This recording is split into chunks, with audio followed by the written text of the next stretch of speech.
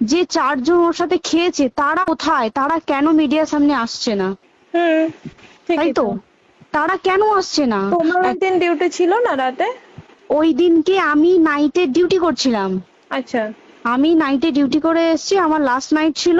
তো আমার হুম তো 3 দিন নাইট থাকে, 3 হুম দিন নাইট থাকার পর লাস্ট নাইট ছিল, লাস্ট নাইটের পর বুধবার আমার লাস্ট নাইট, বুধবার রাতে ঘটনাটা ঘটেছে। হুম আমি বাড়িতে এসেছি, রীতিমতো বাড়িতে এসে শুয়ে পড়েছি।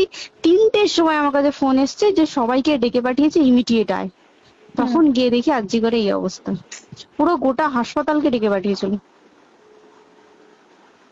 গিয়ে দেখি পুলিশ ছয়লা, মানে আর ওকে যেভাবে, আমি তো বডিটা দেখেছি রে, মানে আমাদের এখনো পর্যন্ত চোখ থেকে নামছে না। রীতিমতো মনে হচ্ছে মেয়েটা যেন আমাদের পাশে পাশে ঘুরছে, একদম এরকম, মানে মানে অদৃশ্যমান, মানে আমরা এরকম ভাবতে পারছি না যে এরকম ভূত থাকে বা একটা স্পিরিট থাকে বা কিছু। এখন আমরা বুঝতে পারছি না ওর আত্মাটা এখনো ঘুরছে আমাদের আশেপাশে। দেখ ওর আমার তলাটায় না, কিন্তু ওর থেকে ও থাকে 4 তলায়, 4 তলায় ঘটনাটা ঘটেছে, ঠিক 2টো ফ্লোর নিচেই আমি থাকি, আমার আচ্ছা, রুমটা। ঠিক আছে, কিন্তু তাও আতঙ্কে আমরা মানে একদম স্তব্ধ হয়ে গেছে আরজিকরটা। কিন্তু ব্যাপারটা হচ্ছে তাহলে ডক্টর রুম থেকে ওকে সেমিনার রুমে নিয়ে যাওয়া হয়েছে? হ্যাঁ, অবশ্যই নিয়ে যাওয়া হয়েছে। এবার দেখ, নিয়ে যাওয়া হয়েছে, ওকে যেভাবে মারা হয়েছে এটা একার পক্ষে সম্ভব অসম্ভব, না দিস একদম। Is a impossible.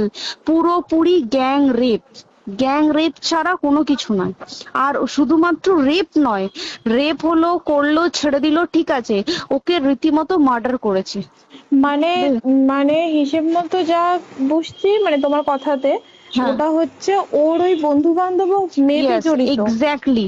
হয় ওর বন্ধু বান্ধব কেউ, ঠিক আছে, মানে 4 জনের মধ্যে কেউ, আইদার ওকে এমন কিছু করতে বলতে। দেখ বড় বড় কোম্পানিতেও তো এরকম হয়, মানে হুম হয় তুমি আমার সাথে কম্প্রোমাইজ হুম করো, নয় হুম তুমি হুম চাকরি হুম ছেড়ে চলে হুম যাও, হুম হুম হয় তো। হুম হুম এ- এখানেও সেরকম কিছু একটা হয়েছে। যাকে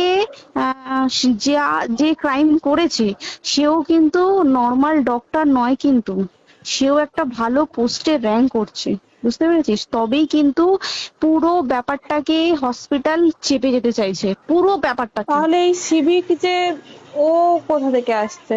এবার তোকে আমি বলি ওটা কোথা থেকে আসছে। আমাদের প্রিন্সিপাল চেঞ্জ হয়ে গেছে, ডেপুটি সুপার চেঞ্জ হুম হয়ে গেছে, তারপরে আমাদের ওই অ্যাসিস্ট্যান্ট সুপার চেঞ্জ, সব চেঞ্জ হয়ে গেছে। হুম তারপরে যে ওয়ার্ডের ডাক্তাররা ছিল, সিস্টাররা ছিল, ওয়ার্ড বয়রা ছিল, মাসিরা ছিল, সবাইকে ডেকে এখন হুম সাসপেন্ড করা হয়েছে। হুম তারা কোথাও যেতে পারবে না, রোজ গিয়ে কোর্টে গিয়ে দেখা করছে, আজকেও কোর্টে গেছিল সবাই। হুম তারপরে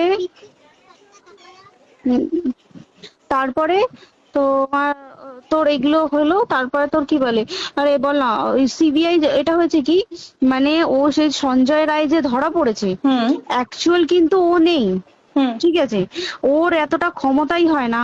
ও অত রাত্রে কি করতে যাবে, হুম ও অত রাত্রে ওখানে কি করতে যাবে? ও না পেশেন্ট, ও নাকি বলছে দালাল পেশেন্ট নিয়ে গেছে, তো পেশেন্ট নিয়ে যখন গেছে দিদিটার রুমে যখন যাবে, নিশ্চয়ই দিদিটার রুমে কোনো কাগজপত্র দেখাতে যাবে, সেই অবস্থায় গিয়ে দেখে যে এরকম এরকম ঘটনা, তা ঝাঁপিয়ে পড়েছে ওর উপরে। হুম এরকম কিছু কি, তাও কিছু নয়, শুধু গেছে, দেখছে ড্রিঙ্ক অবস্থায়, ওকে ক্যামেরায় দেখা গেছে ড্রিঙ্ক অবস্থায় গেছে আর এসছে, এইটুকুই দেখা গেছে। তারপরে হচ্ছে কি, তোর অনেক রকম, এখানে অনেক রকম ব্যাপার আছে।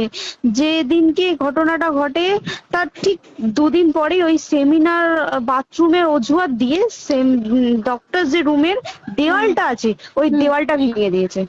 কেন? প্রথমে ওকে বললো সুসাইড করেছে, আমাদের যখন ফার্স্ট খবর আছে তখন সুসাইড করেছে।